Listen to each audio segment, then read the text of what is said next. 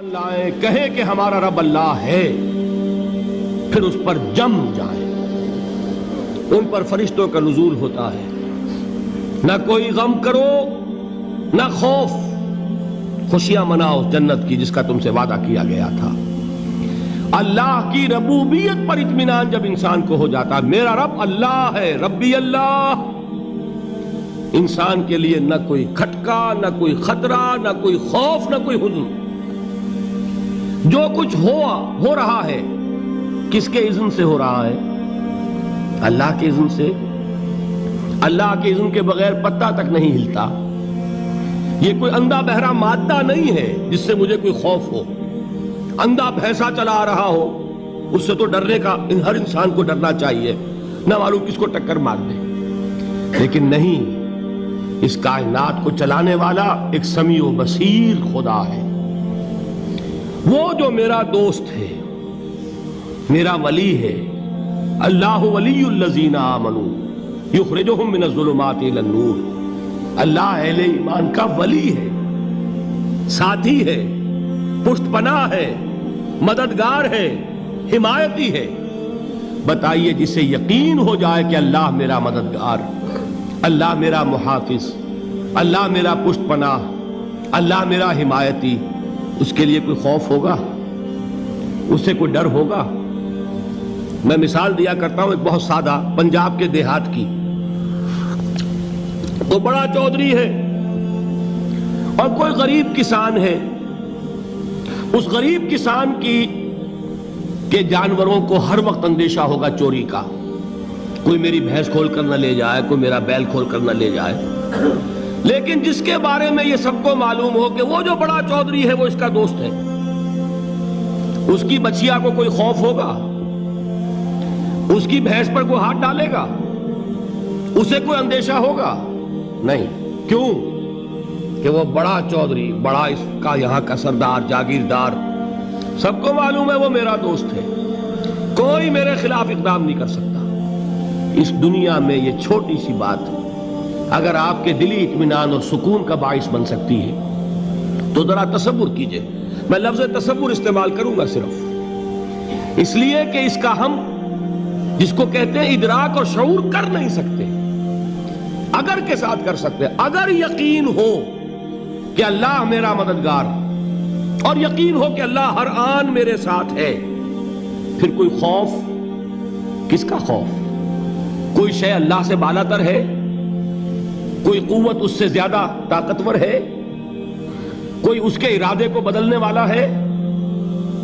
کوئی اس کی مشیت کے آڑے آنے والا ہے؟ یہی بات ہے جو حضور نے فرمائی۔ یہ ایمان کا حاصل ہے لب لباب، کہ دیکھو اچھی طرح اس بات کو ذہن نشین کر لو، اگر تمام انسان مل کر تمہیں کوئی نقصان پہنچانا چاہے نہیں پہنچا سکتے مگر جو کچھ اللہ نے لکھ دیا ہو، اور تمام انسان مل کر تمہیں کوئی نفع پہنچانا چاہے نہیں پہنچا سکتے مگر وہ شے جو اللہ نے طے کر دی۔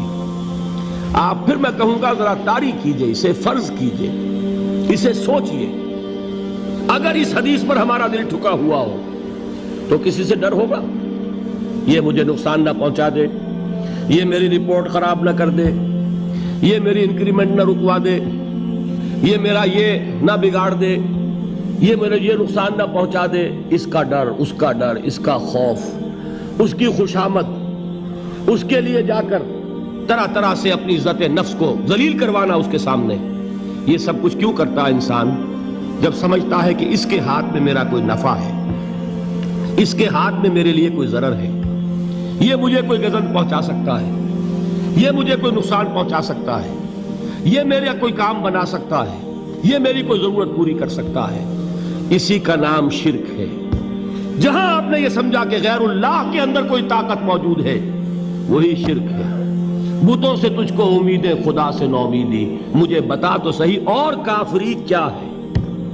شرک تو یہ ہے جس پر بھی تمہیں یہ خیال ہے، کلمہ ہے یہ کلمہ سوم، لا حول ولا قوت الا باللہ، ذرا اس پر دل کو کبھی اگر آپ تصور کریں، پھر فرض کریں، دل ٹھک جائے اس پر، کوئی طاقت نہیں۔ یہی بات تھی جو شیخ عبد القادر جیلانی رحمۃ اللہ علیہ نے اپنی وصیت میں اپنے بچے سے کہی. 11ویں دینے والے ہیں، لیکن حضرت شیخ عبد القادر جیلانی کی وصیت اور تعلیمات کو کتنے لوگ ہیں جو جانتے ہو؟ یہ جن مقامات تک پہنچے ہیں وہ کس چیز کی بدولت پہنچے ہیں؟ انہوں نے جو پیغام دیا وہ کیا تھا؟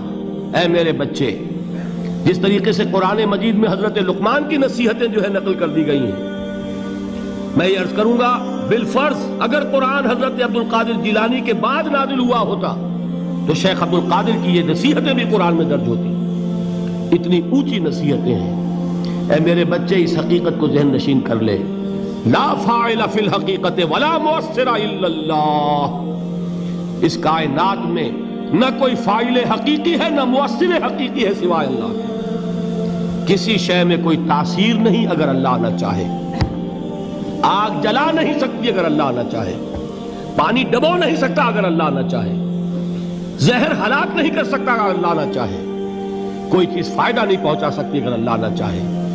تو در در پہ کیوں سر جھکاتے ہو؟ در در پر کیوں جبیں سائی کرتے ہو؟ سب کے سامنے کیوں ہاتھ پھیلاتے ہو؟ ایک اللہ سے مانگو. ایک اللہ کے سامنے زمین پر اپنی جبین رکھو. لا فاعل فی الحقیقت ولا مؤثر الا اللہ. نظر آتا ہے ہمیں کہ پانی پیاس بجھا دیتا ہے. پیاس بجھانے کی صلاحیت پانی میں نہیں ہے، اللہ کے اذن سے. کھانا بھوک مٹا دیتا ہے، بھوک مٹانے کی صلاحیت کھانے میں نہیں ہے، اذن رب میں. دیکھیے یہی یقین تھا. حضرت موسیٰ علیہ السلام کا واقعہ یاد کیجئے. سامنے سمندر آ گیا ہے، قوم دیکھتی ہے پیچھے کہ گرد و غبار کا طوفان ہے. معلوم ہوا کہ فرعون اپنے لشکر سمیت آ گیا ہے. لشکر جب چلتا تھا تیز رفتاری کے ساتھ تو گرد و غبار کا جو طوفان اٹھتا تھا اس کا تصور کیجئے. اور لمحہ بلمحہ وہ قریب آ رہا ہے. پوری قوم نے کیا کہا؟ اے موسیٰ انا لمدرکون، اے موسیٰ ہم کو پکڑے گئے. قرآن مجید نے تو یہاں وہ باتیں نہیں لکھی ہے، لیکن تورات میں یہ درج ہے کہ بنی اسرائیل جھگڑنے لگے، دست و گریبان ہو گئے موسیٰ کے ساتھ. موسیٰ ہمیں یہاں مروایا لا کر، اس سے تو ہم ہی بہتر تھے. وہاں کھانے کو ملتا تھا، زندگی تو تھی، بیگار ہم کر رہے تھے، موت تو نہیں تھی. اب جو کچھ ہوگا اس کا تصور کرو، جس طریقے سے ہمارے ٹکڑے اڑائے جائیں گے. تو لڑ رہے ہیں حضرت موسیٰ علیہ السلام سے. یہ تورات کی تفصیل ہے. قرآن میں صرف اتنا آیا ہے، پریشان ہو کر انہوں نے کہا انا لمدرکون، موسیٰ ہم تو پکڑے گئے. اس وقت موسیٰ کا جواب کیا ہے؟ کلا ان معی ربی سیہدین. نہیں، میرے ساتھ میرا رب ہے، وہ راستہ دے گا. بتائیے کہاں راستہ نظر آ رہا ہے؟ یہ ہے ایمان بالغیب. راستہ نظر نہ آئے تب اللہ پر یقین ایمان ہے. جیب میں پیسے ہوں اور تب دل کو اطمینان ہے تو ایمان کس پر ہوا؟ پیسے پر، اللہ پر نہیں. جب وسائل و ذرائع نہ ہو اور پھر یقین ہو کہ اللہ مسبب الاسباب ہے، وہ اسباب کا پابند نہیں ہے، وہ اسباب کا محتاج نہیں ہے، اسباب اس کے محتاج ہیں. اگر یہ یقین ہے تو اللہ پر ایمان ہے. یہ نہیں ہے تو تمہارا ایمان اسباب پر ہے، وسائل پر ہے، ذرائع پر ہے، مادیات پر ہے، اللہ پر نہیں. اس وقت کہاں راستہ تھا؟ کوئی راستہ تھا؟ سمندر ہے اور ادھر سے لشکر آ گیا ہے. کلا ان معی ربی سیہدین. اب دیکھیے ایمان کہہ دینا آسان ہے، ہوا معکم اینما کنتم، جہاں کہیں بھی تم ہوتے ہو اللہ تمہارے ساتھ ہوتا ہے. لیکن اس کا یقین قائم ہو جائے تو زمین و آسمان کا فرق واقع ہو جائے.